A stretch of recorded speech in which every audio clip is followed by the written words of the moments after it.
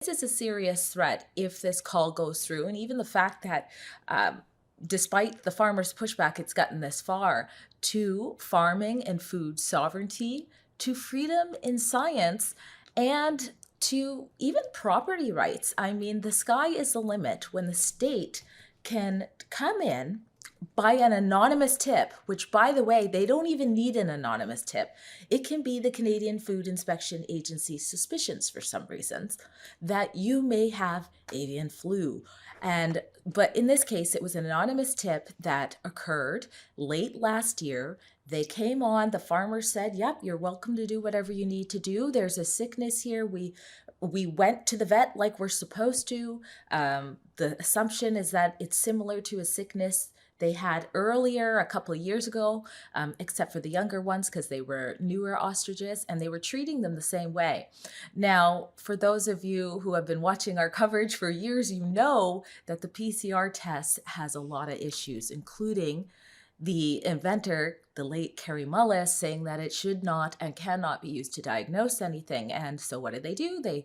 They asked to see some of the dead carcasses, and they only test two, which is very fascinating. Out of hundreds, including living ostriches, they choose to only test two with the PCR test that were deceased. And from that, they say that there was avian flu present.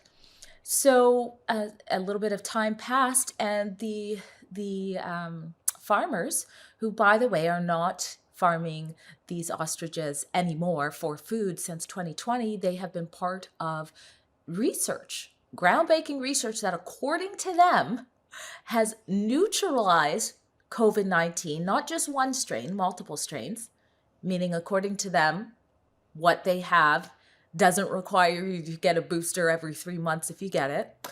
And they're very close, according to them, to doing that to the avian flu. So you have the CFIA culling millions upon millions of birds. In British Columbia, it's been almost 9 million in the name of the avian flu in the last 3 years, saying these birds must die after the farmers say, wait, our older birds, which is 85% of our flock, they were asymptomatic. And that's consistent with what they had before.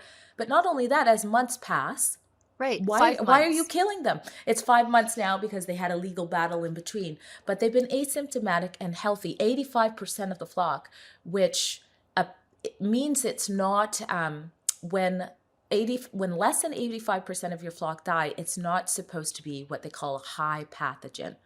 So all signs point to, let's test these birds for antibodies and immunity and leave them alone.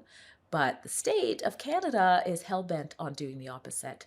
And that's what the stand's all about.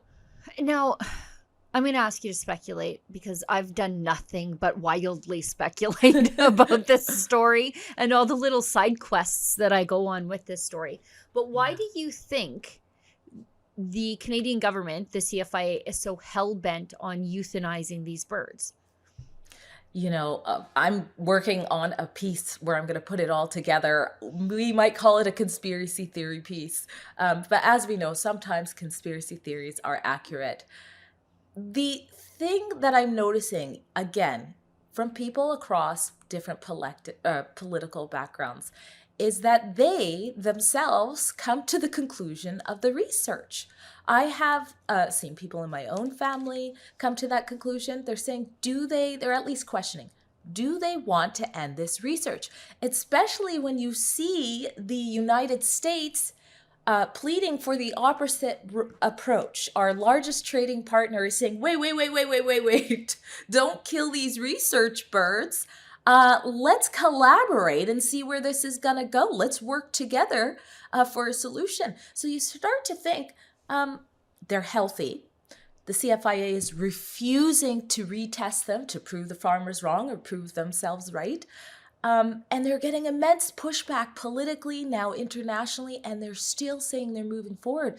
So you tell me what's left other than to take a close look at, hey, if these farmers are right, if they really have found this way to, with non-mRNA, because, $600 million just went to Moderna to find an mRNA vaccine for the avian flu, maybe it's bad for someone's business for them to move forward with their ostriches that are alive and originated from Africa. They've been through a lot. They've had, I'm assuming, a lot of viruses.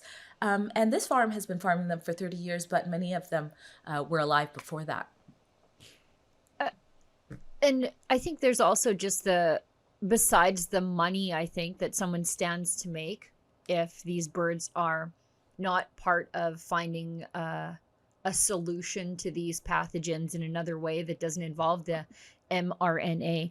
I think the government has long thrown out the idea of something that we just accepted as reality for a very long time: herd immunity, natural immunity. Like, all of a sudden during COVID, we weren't allowed to talk about those things. We had to pretend like they didn't exist. And herd immunity and natural immunity were just things that conspiracy theorists talked about instead of like the basis for the majority of our vaccination programs prior to 2020. And, you know, like, even if you don't care about ostriches, and I didn't care about ostriches. Actually, I'll say something even harsher. Not only did I not care about ostriches, I really didn't like them. And I'm not sure I like them, but I really didn't like ostriches. But the point of this all is, if they can do this with these healthy research birds, they can do it with anything. And again, if people want to think that that's a conspiracy theory, can I point you to Bill C-293? That was the private members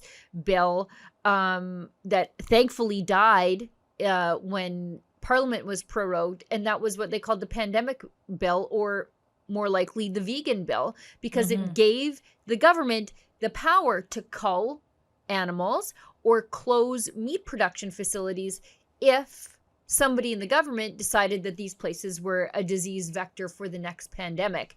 And that's exactly what they're trying to do to these birds right now. Hey, what do you think about Alberta independence? What do you think about Alberta trying to get a better deal within Canada? Do you think Alberta should have the right to vote in a referendum to separate the same way Quebec did? There's a lot of things to talk about.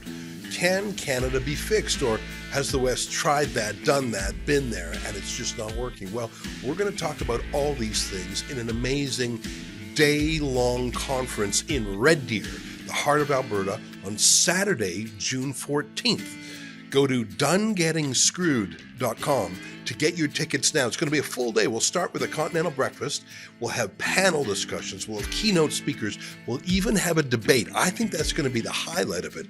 David Legg, former advisor to the Alberta government, is going to make the case for Canada. Keith Wilson, lawyer, freedom activist, he was with the Freedom Convoy. He'll be making the case for independence. We'll have other people in the debates, a media panel, and people of different points of view, including different political parties. There's going to be a bit of a trade show there too. So we'll serve you 2 meals, but more than that, we'll serve you ideas you just can't get anywhere else. But it's coming up quick, and I promise you this event will sell out. There's only room for 1,000 people. And I know that there have been 1,000-person meetings about this subject all over the province. In fact, we had an event in Calgary that sold out in 2 days when we had only 350 seats. So don't be disappointed. Go to donegettingscrewed.com and get your tickets now. I'll be there. Sheila Gunn-Reid will be there. So many interesting people. Our friends in other media companies like Western Standard, Juno News, and Countersignal. It's going to be a great day. That's Saturday, June 14th in Red Deer, Alberta, all day long. Go to donegettingscrewed.com to get your ticket now. Don't wait. I don't want you to be locked out. It's going to be full. See you there. That's donegettingscrewed.com.